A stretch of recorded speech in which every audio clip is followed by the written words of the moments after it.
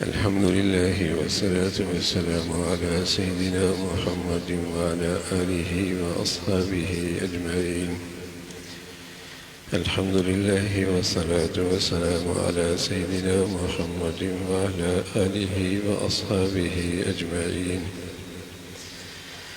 أما بعد فأعوذ بالله من الشيطان الرجيم. بسم الله الرحمن الرحيم. كنتم خير أمة أخرجت للناس تأمرون بالمعروف وتنهون عن المنكر وتؤمنون بالله. صدق الله العظيم. اللهم صل على سيدنا محمد وعلى آل سيدنا محمد وبارك وسلم. اللهم صل على سيدنا محمد النبي الأمي وعلى آله وأصحابه وسلم. میرے معزز مسلمان بزرگوں، عزیز بھائیوں، اللہ تعالیٰ کے کلام میں اور قرآن مجید کی اس آیت میں امت اسلامیہ کا مقام اور اس کا کام. مقام کیا ہے اس امت کا، امت اسلامیہ کا، اور اس کا کام اور اس کی ذمہ داری کیا ہے. ذمہ داری بھی اللہ نے ڈالی ہے اور کام بھی اللہ نے بتایا. اس امت اسلامیہ کا مقام کیا ہے، مرتبہ کیا ہے، شان کیا ہے. کنتم خیر امہ، ساری امتوں میں سب سے بہتر امت یہ ہے. اس کا کام اور اس کی ذمہ داری کیا ہے. اخرجت للناس، یہ خود نہیں آئی بلکہ اللہ تعالیٰ نے اسے بھیجا ہے. رستم کے دربار میں جب حضرت ربیع ابن عامر، جو اللہ کے نبی کے صحبت یافتہ، آپ کے ہاں سے حاصل کی تعلیم، جب اس کے پاس پہنچے تو کہنے لگے ما جاء بکم، تمہیں کس چیز نے ہمارے پاس بھیجا ہے، تم کیوں آئے ہو ہمارے پاس. تو وہ صحابی رسول کہنے لگے ہم بھیجی ہوئی لوگ ہیں. اللہ ابتعثنا، اللہ نے ہمیں مبعوث، جو لفظ نبیوں کے لیے استعمال ہوتا ہے، ابتعثنا، کہ جو ذمہ داری ایک نبی کی ہوتی ہے اللہ نے وہ ذمہ داری اس امت کو عطا فرمائی. نبی محمد رسول اللہ ہیں، آخری نبی ہیں، نبوت کا سلسلہ ختم ہو چکا. اب یہ پوری امت، اس کی یہ ذمہ داری ہے کہ نبی جو زندگی لے کے آئے، جو پوری انسانیت کی نجات کا اور فلاح کا واحد ذریعہ ہے، یہ امت اس دین کو، اس زندگی کو، اس دستور کو، اس پیغام کو سنبھالے اور نسل در نسل اسے آگے منتقل کرتا رہے. یہ اس امت کی ذمہ داری، یہ اس کی ذمہ داری ہے. جو چیز جس چیز کے لیے بنائی جائے اگر وہ کام نہ کرے تو اس چیز کی قیمت ختم ہو جاتی ہے. آپ کا ملازم آپ نے رکھا تو اس کو ڈرائیور بنا کے رکھا ہے، اس کی ذمہ داری گاڑی چلانا ہے، وہ کام نہ کرے باقی کام کرتا رہے.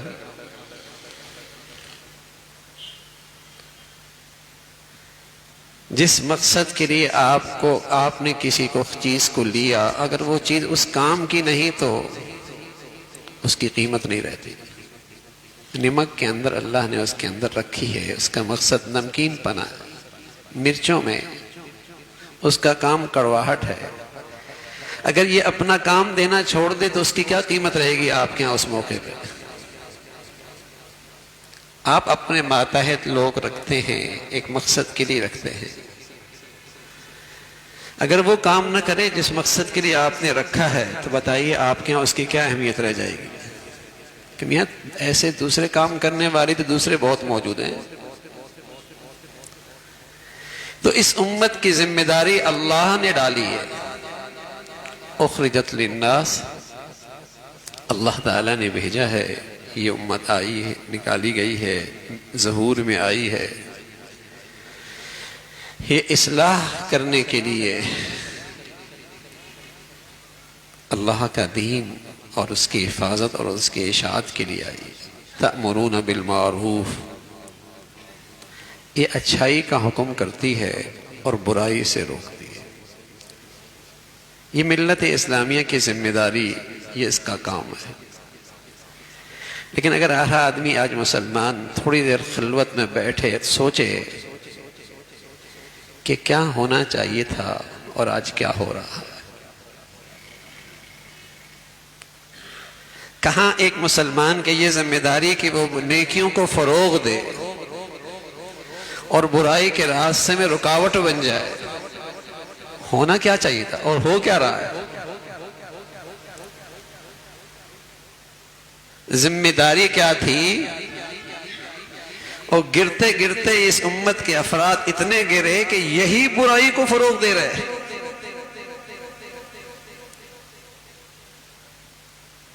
نہ صرف یہ ہے کہ اپنی ذمہ داری چھوڑ دی ہے، نہ صرف یہ ہے کہ اپنی اسے ذمہ داری کا احساس نہیں ہے، نہ صرف یہ کہ جس مقصد کے لیے پیدا ہوا ہے وہ اس نے ترک کر دیا، بلکہ اللہ سے مقابلے پہ اور دشمنی پہ مقابلے پہ آ گیا۔ رسول اللہ صلی اللہ علیہ وسلم فرمایا کرتے تھے،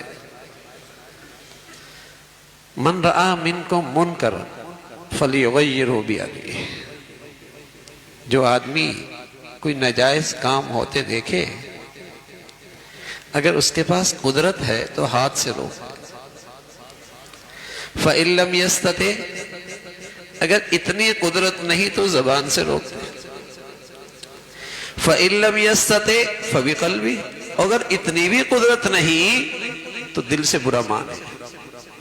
فرمایا یہ سب سے زیادہ کمزور ایمان کا درجہ، اور ایک روایت میں ہے کہ یہ بھی ایمان والا ہے، یہ بھی ایمان والا ہے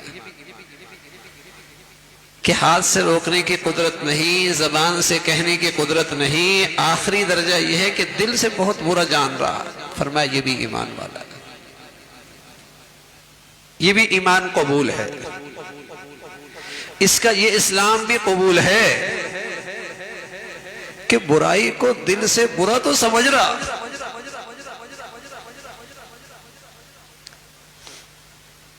آگ لگ جائے تو آدمی اپنے ہاتھ سے بجھاتا ہے، اور معاملہ اپنی قدرت سے نکل جائے تو آواز دیتا ہے، لوگو آگ لگی ہے آؤ مدد کرو۔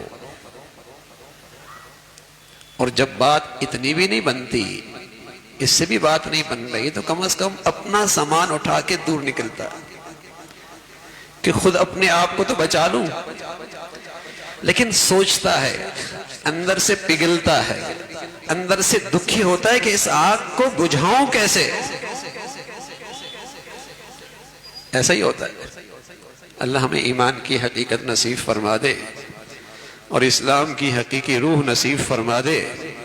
تو اللہ کے نبی فرمانا کہ مسلمان کی شان بھی یہی ہوتی، گناہ کی آگ لگے تو ہاتھ سے روکتا ہے، قدرت نہیں ہے زبان کو استعمال کرتا ہے، اس کی بھی قدرت نہیں ہے، اس گناہ کی آگ سے اپنے آپ کو دور رکھتا ہے اور بے چین ہوتا ہے کہ اس گناہ کی آگ کو مٹاؤں کیسے، بجھاؤں کیسے۔ فرمایا یہ بھی ایمان ہے۔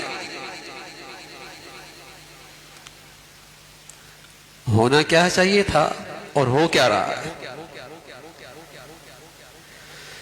ہونا کیا چاہیے تھا اور آج ہو کیا رہا ہے؟ ذمہ داری کیا تھی؟ مسلمان کی دنیا میں آنے کی ذمہ داری کیا تھی؟ کہ اللہ کا دین آئندہ نسلوں میں پورا پورا منتقل ہو جائے، اس لیے کہ اس پیغام کے بغیر تو انسانیت کی نجات اور فلاح ہی نہیں ہے۔ آج مسلمان بہت ساری زندگی کی ضروریات سمجھتا ہے، بدقسمتی سے دین کو اپنی زندگی کی ضرورت نہیں سمجھتا۔ پانی کو ضرورت سمجھتا ہے، سورج کو ضرورت سمجھتا ہے، چاند کی روشنی کو ضرورت سمجھتا ہے، ہوا کو زندگی کی ضرورت سمجھتا ہے۔ ارے میرے عزیزو، ان ساری ضرورتوں سے بڑھ کر ایک انسان کی فلاح اور نجات اور زندگی کے لیے اس کا دین ضروری ہے۔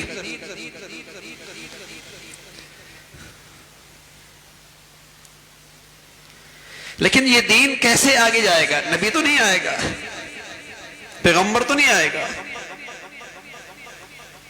اب میری اولاد میں یہ دین آ جائے، میری اس کی اولاد میں دین ہو جائے، اگلی نسلوں میں یہ دین زندہ ہو جائے، کوئی غیر ضروری چیز ہے؟ اگر یہ بہت ضروری ہے تو بتائیے آج امت اس ضرورت کا احساس کتنا رکھتی ہے کہ میں اس میں کہاں کھڑا ہوں اس کو آگے دینے میں؟ میری صلاحیتیں، میرے وسائل، میرا پیسہ، میری دولت، وہ کتنے استعمال ہو رہی ہے اس دین کی حفاظت میں؟ اللہ کے نبی فرمایا کرتے تھے لا تزال لا الہ الا اللہ تنفع من قالہا۔ یہ لا الہ الا اللہ ایسا ہے محمد الرسول اللہ کہ یہ کلمہ توحید پڑھنے والے کو نفع دیتا ہے، وَتَرُدُّ عَنْهُ الْعَذَابُ وَالنِّقْمَةِ، اس کو عذاب اور بلاؤں سے اس کو محفوظ کرتا ہے۔ مَا لَمْ يَسْتَخِفُوا بِحَقِّهَا، جب تک کہ اس کلمہ توحید کی حق تلفی نہ کرے، استخفاف نہ کرے۔ قالوا یا رسول اللہ ما استخفاف بها، کیا مطلب ہے اس کی حق تلفی اور اس کا استخفاف؟ جب اس کلمے کا نفع ختم ہو جاتا اور یہ کلمہ مسلمان کو اللہ کی پکڑ سے، عذاب سے محفوظ، پھر اس کی ضمانت نہیں دیتا، کیا مطلب ہے حق تلفی؟ آپ علیہ السلام فرمان لگے یظہر العمل بمعاصی اللہ فلا ینکر ولا یغیر، کہ اللہ کی نافرمانی کھلے عام ہونے لگ جائے اور اس کو پر نکیر اور اس کو مٹانے کی کسی کو کوئی فکر نہ ہو۔ پہلے ایسا نہیں ہوتا تھا، پہلے گھر کا ذمہ دار کم از کم ماتحت خیال کرتے تھے کہ بڑا موجود ہے،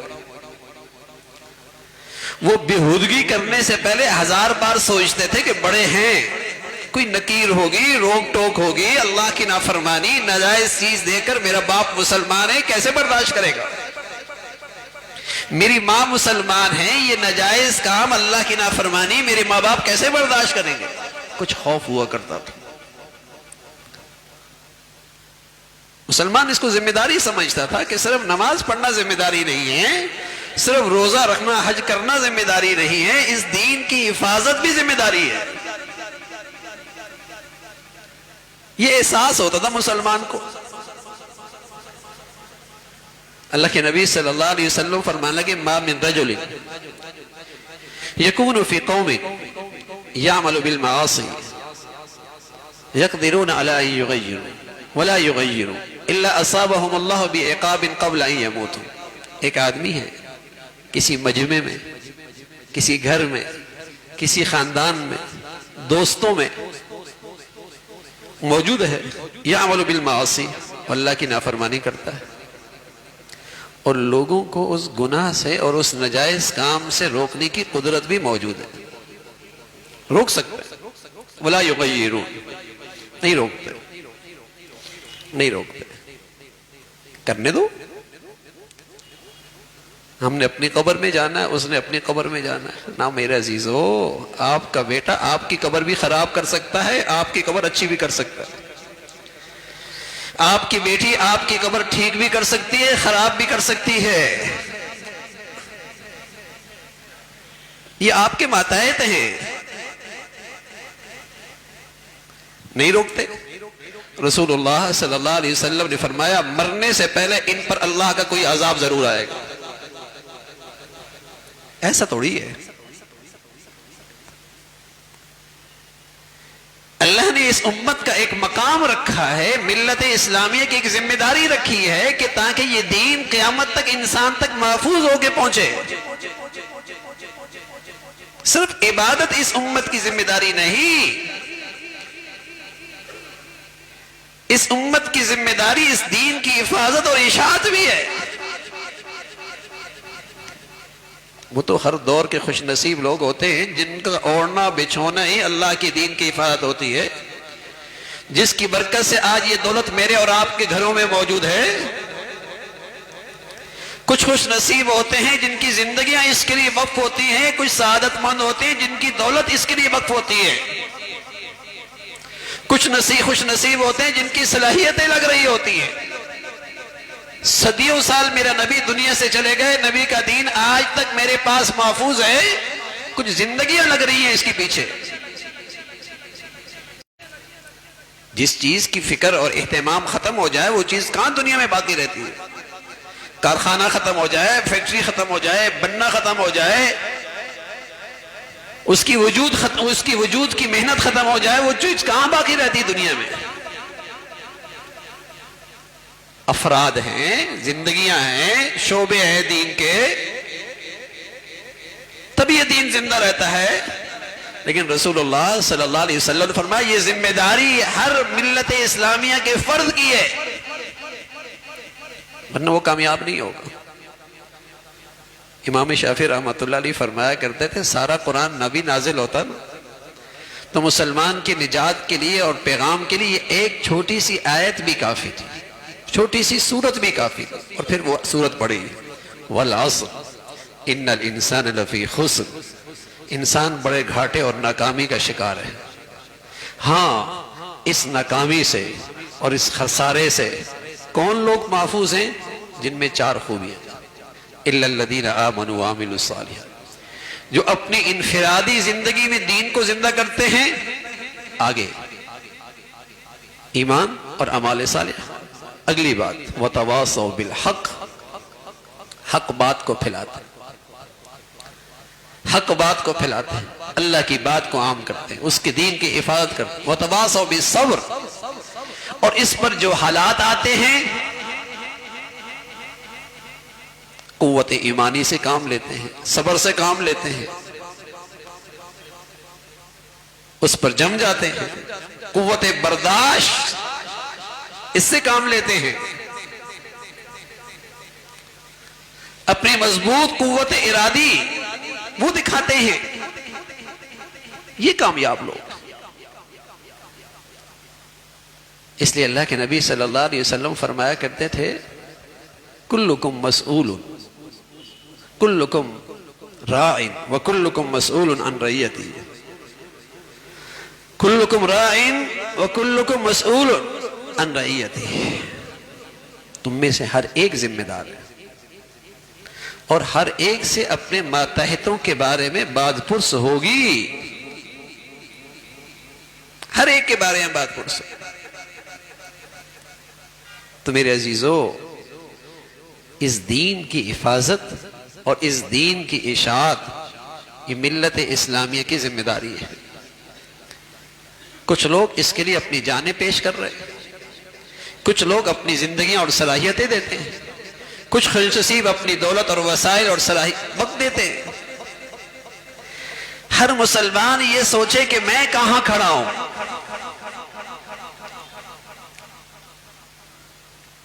میری زندگی کہاں خرچ ہو رہی ہے، تب یہ دولت آئندہ نسلوں تک محفوظ رہتی ہے۔ ملت اسلامیہ کو جب تک اپنی اس ذمہ داری کا احساس تھا تو دین اس کے ہاں زندہ تھا، اس کی اپنی زندگی میں زندہ تھا، اس کے ماحولوں میں زندہ تھا، اور دین کی دولت آگے زندگی کے ساتھ، حفاظت کے ساتھ آئندہ نسلوں میں منتقل ہو رہی تھی۔ لیکن جب امت نے اپنی ذمہ داری کا احساس چھوڑ دیا، اس کی فکر ختم ہو گئی، خود مسلمانوں کے گھروں سے دین نکل گیا، خود کلمہ پڑھنے والے کی زندگی سے اسلام نکل گیا، اس کی اپنی زندگی میں دین نہ رہا۔ اس لیے کہ دین نماز پڑھنے کا نام تو نہیں ہے نا صرف، اور دین صرف حج روزے کا نام تو نہیں ہے، دین تو ہمارا ایسا ہے سبحان اللہ کہ جس کا تعلق پوری زندگی سے ہے۔ لیکن آج زندگی کے بہت سارے شعبے تو ایسے ہو گئے، مسلمانوں کے ہاں سے وہ دین ایسا نکلا کہ اب یہ تصور بھی ختم ہو گیا کہ اس کا تعلق بھی دین سے ہے، اور غیروں کی باطل کی محنت آہستہ آہستہ رنگ لا رہی ہے کہ میاں دین پرائیویٹ معاملہ ہے، یہ ذاتی زندگی سے تعلق رکھتا ہے، اس کا قومی زندگی سے، معاشرتی زندگی سے، تعلیمی نظام سے، سیاسی نظام سے دین کا کیا تعلق؟ یہ کافروں نے سوچ مسلمانوں میں ڈالی۔ ہمارا نبی ایسا دین نہیں لے کے آئے جس کا تعلق محض زندگی کے چند رسم و رواج سے ہو، ایک کامل اور مکمل ضابطۂ زندگی دے کر گئے، لیکن مسلمان اپنی ذمہ داری کو بھول گیا تو زندگی کے بہت سارے شعبوں سے اس کا دین نکل گیا۔ نمازی ہے، حاجی ہے، لیکن آپ کو اس کی خوشیوں میں دین نظر نہیں آئے گا، اس کی شادیوں میں دین نظر نہیں آئے گا، اس کی مجالس اور محافل میں دین نظر نہیں آئے گا، اس کے بازار میں سچائی، امانت، دیانت، دین نظر نہیں آئے گا۔ تصور غلط ہو گیا، دین کا تصور سمٹتا سمٹتا مسجد تک محدود ہو گیا، چند عبادات تک محدود ہو گیا، اور اس کی برائی یہ تھی کہ مسلمان نے اس کی حفاظت کرنا اور اس کی اشاعت کرنا اپنی ذمہ داری نہیں سمجھا۔ تو میرے عزیزو، ہر مسلمان اگر وہ ملت اسلامیہ کا فرد ہے اور کلمہ اس نے پڑھا ہے تو اس بات کو بھی سوچے کہ میری ذات سے اور میری صلاحیتوں سے اور میری زندگی سے اور میری اولاد سے اور میرے وسائل سے اللہ کے دین کی حفاظت کس درجے کی ہو رہی ہے، یہ اس امت کی ذمہ داری اللہ نے ڈالی ہے۔ اللہ رب العزت ہمیں اپنے مقام کا بھی احساس نصیب فرمائے اور اپنی ذمہ داری کی بھی فکر نصیب فرمائے اور اس کا اہتمام نصیب فرمائے۔ آخر دعوانا الحمدللہ رب